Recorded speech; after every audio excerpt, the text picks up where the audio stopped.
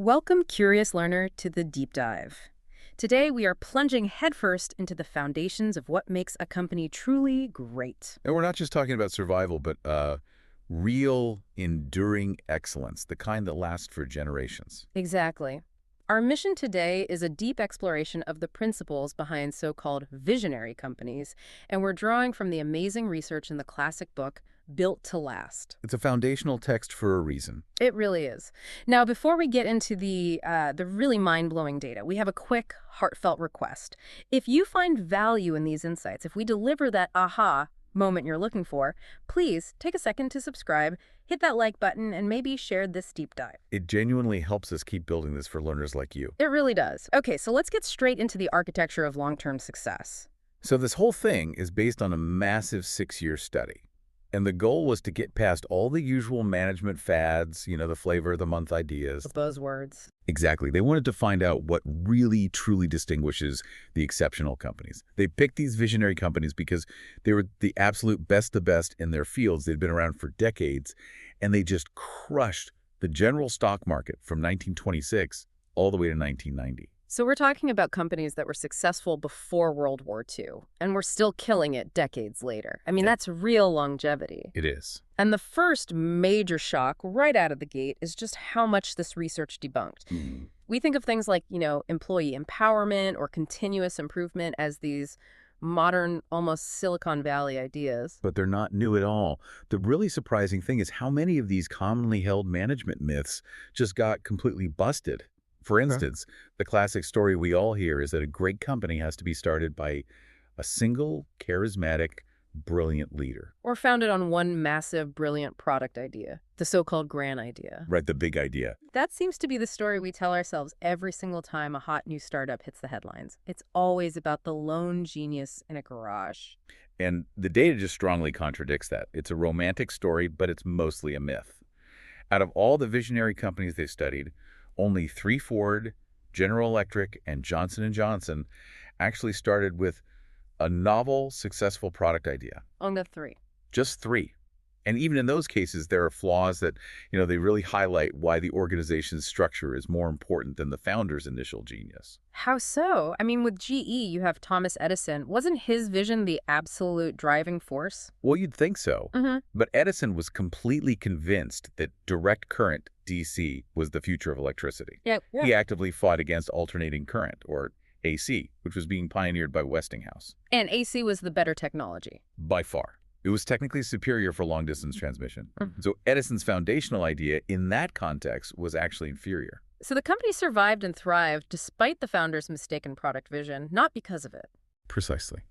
Which means the system, the organization he helped build, was ultimately more important than his individual product genius. Wow.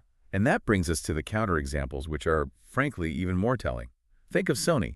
They famously started with a product that was a total failure. The rice cooker, right? The rice cooker that couldn't cook rice properly. Or 3M, which began as a failed mine, the Minnesota Mining and Manufacturing Company. A failed mine. I didn't know that. Oh, yeah. It was a corundum mine that was so bad that investors were literally trading their shares for cheap whiskey at local bars just to get something out of the deal. So a failed mine and a failed rice cooker. Yeah. The initial big idea wasn't the magic bullet at all. Oh, not even close. These companies grew opportunistically. They were just trying anything to survive, constantly experimenting. Walmart, for example, was around for almost 20 years before its modern discount store concept really took shape. So success wasn't about a brilliant start. It was about having a structure that allowed them to adapt and eventually find what worked. Exactly. And this brings us to the core metaphor of this entire deep dive. The difference between these long-term winners and everyone else. It all comes down to whether they were building the clock or telling the hour. Okay, let's break that down. Telling the hour. Telling the hour is when you rely on that one brilliant leader or that one great product to be successful right now. But when that leader leaves or that product becomes obsolete, the company dies. So building the clock is the opposite. It's seeing the company itself as the ultimate creation, an organization that's engineered for continuous innovation, designed to exist far beyond any single person or product cycle. The products are just vehicles. They're just telling you what time it is right now, Yeah. but the clock is what endures. And the contrast between George Westinghouse and GE's Charles Coffin is a perfect illustration of this. It really is. Westinghouse was a brilliant inventor. He founded 59 companies. He was a product genius. He told the hour. But how many of those 59 companies are still around today? Very, very few. Now, Coffin, who was GE's first president, he didn't invent a single thing. Right. But his greatest creation was sponsoring the GE Research Lab. He built the corporate structure, the mechanisms, the machinery for continuous self-sustaining innovation. He built the clock. It's just fascinating how quickly some of these founders grasped that. I mean, Hewlett and Packard were brilliant engineers, but they shifted their focus so fast from just designing products. Designing the organization. Exactly. Dave Packard was once asked about his most important product decisions, and he only listed organizational ones. How to develop teams, compensation policy, the HP philosophy. The organization itself was the product they obsessed over.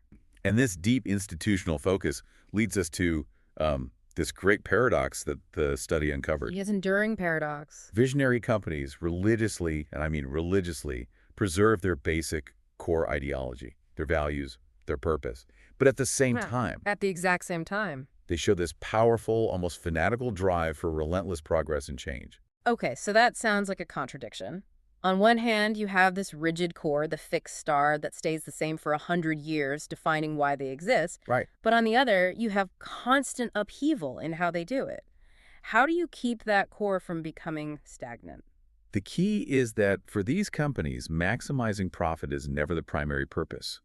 It's a result, a consequence of doing other things well. So they embrace what the researchers called the genius of the aggregation. You got it. It's not either core ideology or strong financial results. It's both. If profit is your only purpose, you'll change everything about who you are the second the market shifts. But isn't that just a convenient thing for a successful company to say, oh, profit isn't our main driver? It sounds like it, but their actions back it up. Look at Merck. George W. Merck flat out stated their purpose. Medicine is for the patient, not for making profits. The profits come as an addition. And that wasn't just PR. No. That idealistic purpose drove them to give away the drug Bectazine to cure river blindness in Africa, a decision that cost them millions in potential profits but perfectly fulfilled their core purpose. And you contrast that with a comparison company like Texas Instruments. Right, where their corporate goals were almost exclusively financial, hitting $10 billion in sales, achieving a certain stock price. So when your only focus is financial, you judge every action based on short-term monetary gain, not on whether it advances your fundamental mission. Exactly. Merck made strategic sacrifices for the mission. TI often sacrificed the mission for financial targets. Okay, so if the core is preserved, how do they stimulate all that progress? You mentioned audacious goals. They call them Big Hairy Audacious Goals, or BHAGs. The study sometimes calls them megas. Right. They're clear, they're compelling, and they often seem completely ridiculous or even impossible to outsiders. But they unify the entire company's efforts. It's like aiming for the moon. Can you give an example? Sure. Ford's goal in the early 1900s was to democratize the automobile, to make it so affordable every one of his employees could buy one. That was a mega. Or Sony, a tiny startup at the time, having the goal of completely changing the world's image of Japanese products from poor quality to the best. That does sound audacious. Or Motorola in the 90s, risking $3.4 billion on the Iridium satellite venture, a hugely ambitious dream of global communication. And it's interesting, the risk isn't just in failing to reach the goal, it can also be in succeeding. Precisely. That's the dangerous we have arrived syndrome. Huh. Once a company like Ford, after the Model T, achieves that massive goal, if they don't set a new, equally audacious target, they stagnate. Which is exactly what happened. Yep. Ford's stagnation allowed GM to fly right past them by introducing variety and continuous improvement things Ford was ignoring while resting on its laurels. So that's one kind of progress, these huge discontinuous leaps. But there has to be another way, a messier way to change. And there is. The second type is evolutionary progress. Oh. This is critical because it explains how they adapt when they don't have the answer yet. It involves ambiguity, small incremental changes, and just exploiting unexpected opportunities. It's like Darwinian evolution. Exactly. It's branching and pruning. You try 1,000 little things, keep what works, get rid of what doesn't, all without some grand central plan. And 3M is the absolute master of this. They've institutionalized it. Their whole system is designed for variation. The famous 15% rule. Right. They let their technical employees spend 15% of their time on personal projects, stuff totally unrelated to their official job. They even offer Genesis grants, which are like little $50,000 seed funding packets to try out new ideas. And crucially, they don't punish failure. Failure is just part of the process. It's viewed as a necessary input for discovery. Their whole mantra is basically try it and fix it. If it fails, try something else. That tolerance for failure is often what kills innovation in older, more established companies. They just become too risk-averse. Absolutely. Contrast 3M with their comparison company, Norton. They became so rigid. They had this rule that all new work had to be a round thing with a hole in the center. You're kidding. I'm not. It meant it had to relate directly to their core abrasive products. They literally stifled any kind of non-linear innovation and eventually stagnation and acquisition. That inflexibility just seems insane when you look at how many successes came from accidental breakthroughs. So many of the most crucial strategic shifts were pure opportunism, not some grand plan. Johnson & Johnson's Band-Aid, for instance. An employee invented it for his wife because she was clumsy and always cutting herself. So it's just a little home remedy. And it accidentally became a massive consumer product that transformed a huge part of their business. Or American Express. A perfect example. They didn't decide to create a financial reserve mechanism. No, the company president just had trouble cashing his letters of credit while on vacation in Europe. A customer service problem. A simple problem. An employee named Barry developed the traveler's check to fix it, and in doing so, accidentally created the massive financial reserve that fueled the company's growth for decades. It came from paying attention to opportunities, not just following a rigid plan. And all of that motion, whether it's the big audacious goals or the small evolutionary mutations, it's all controlled and pointed back to the core ideology by that organizational clock. The internal machinery. Exactly. Let's talk about that machinery, the culture. The study uses the word cultism, which is a pretty loaded term. It is, and they're clear they don't mean it literally. Right. But they say visionary companies are more cult-like than the comparison companies. So what does that mean in a corporate context? It's not about a charismatic leader, right? It's a cult around the ideology, that fixed star we talked about. And it shows up in 4 key ways. You have a fiercely defended ideology, rigorous selection and heavy-duty indoctrination, strict expectations of fit, and a kind of elitist mentality. Okay, rigorous exactitude of fit. That sounds like they're only hiring true believers. Essentially, yes. They are incredibly selective.